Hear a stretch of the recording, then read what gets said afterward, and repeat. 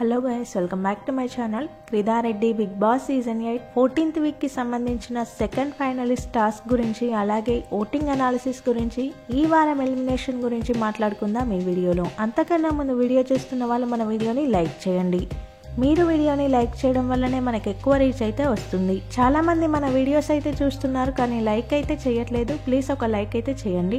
అలాగే మీ favourite contestant ఎవరు, మీరెవరికి oats వేస్తున్నారు అనేది వీడియో కింద కామెంట్ చేయండి. హౌస్ లో సెకండ్ ఫైనలిస్ట్ కి సంబంధించిన టాస్క్ అయితే జరుగుతుంది. ఎవరైతే సెకండ్ ఫైనలిస్ట్ కావడానికి అనర్హులో వాళ్ళ ఫోటో కాల్ చేయాల్సి ఉంటుంది. ఈ టాస్క్ లో అవినాష్ అయితే విష్ణుప్రియది కాల్ చేస్తాడు సెకండ్ ఫైనలిస్ట్ కి అనర్హులు అని. అవినాష్ విష్ణుప్రియకి చెప్పిన రీజన్ 100% కరెక్ట్. చాలా సార్లు విష్ణుప్రియ ఈ షోకి నేను ఎందుకు వచ్చానా అని ఫీల్ అయింది.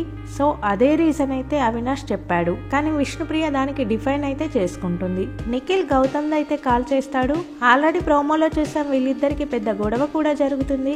గౌతమ్ నిఖిల్ ని క్వశ్చన్ చేయడం 100% అయితే కరెక్ట్. ఇన్ని రోజుల్లో మాస్క్ వేసుకుని ఆడాడు నిఖిల్. ఎక్స్ హౌస్ మేట్స్ వచ్చి కూడా చెప్పారు గేమ్ లో ఉన్న అగ్రెషన్ నామినేషన్ లో కనిపించట్లేదు అని. ఇన్ని రోజులు ఈ అగ్రెషన్ ఎటుపోయింది అని గౌతమ్ అడిగినప్పుడు ఇది లాస్ట్ వీక్ కాబట్టి అని అంటాడు నిఖిల్. లాస్ట్ వీక్ ఏంటి, ఫస్ట్ వీక్ ఏంటి, ఫస్ట్ నుంచి కూడా ఒకేలాగా ఉండాలి.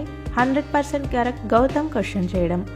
అలాగే గౌతమ్ తను నాగార్జున గారితో వీకెండ్ లో ఇంటరప్ట్ అయినందుకు ఖచ్చితంగా తన తప్పు ఒప్పుకొని సారీ అయితే చెప్పాడు. కానీ నిఖిల్ నువ్వు చెప్పవు, సారీ చెప్పలేదు, తప్పు ఒప్పుకోలేదు అంటాడు. ఇది కూడా రాంగ్ నిఖిల్ పాయింట్. ఇక గౌతమ్ విషయానికి వస్తే యష్మిని నువ్వు వాడుకున్నావని ఒక వర్డ్ అయితే వదిలేస్తాడు. సో అది గౌతమ్ విషయంలో 100% అయితే రాంగ్. అదే విషయాన్ని తను వేరేలాగా కన్వే అయితే చేయాల్సింది.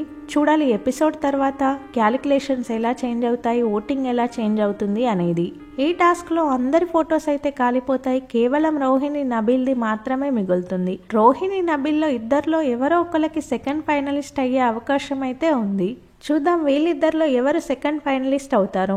ఒకవేళ గనక రోహిణి సెకండ్ ఫైనలిస్ట్ అయితే నామినేషన్ లో నుంచి సేవ్ అవుతుందేమో చూడాలి. మరి ఒకవేళ గనక రోహిణి సెకండ్ ఫైనలిస్ట్ అయ్యి నామినేషన్ లో నుంచి సేవ్ అయిపోతే వేరే కంటెస్టెంట్స్ అయితే ఎలిమినేట్ అవుతారు. ఒకసారి ఓటింగ్ అనాలిసిస్ అయితే చూద్దాం. టాప్ లో నిఖిల్ ఉన్నాడు 25% ఓటింగ్ తో. నిఖిల్ కి అన్ని అన్అఫిషియల్ పోల్స్ లో, యూట్యూబ్ పోల్స్ లో క్లియర్ గా టాప్ ఓటింగ్ అయితే వస్తుంది. నిఖిల్ కి తెలుగు నుంచి కాకుండా కన్నడ ఓటింగే ఎక్కువగా పడుతుంది. సెకండ్ ప్లేస్ లో గౌతమ్ కృష్ణ ఉన్నాడు 21% ఓటింగ్ తో. గౌతమ్ కి కూడా మంచి ఓటింగ్ అనే చెప్పాలి. ఇక థర్డ్ ప్లేస్ లో ప్రేరణ ఉంది 15% ఓటింగ్ తో. ప్రేరణకి కూడా మంచి ఓటింగ్ అయితే పోల్ అవుతుంది. ప్రేరణకి బిగ్గెస్ట్ పిఆర్ అయితే ఉంది. ఇక ఫోర్త్ ప్లేస్ లో నబీల్ ఉన్నాడు 15% ఓటింగ్ తో.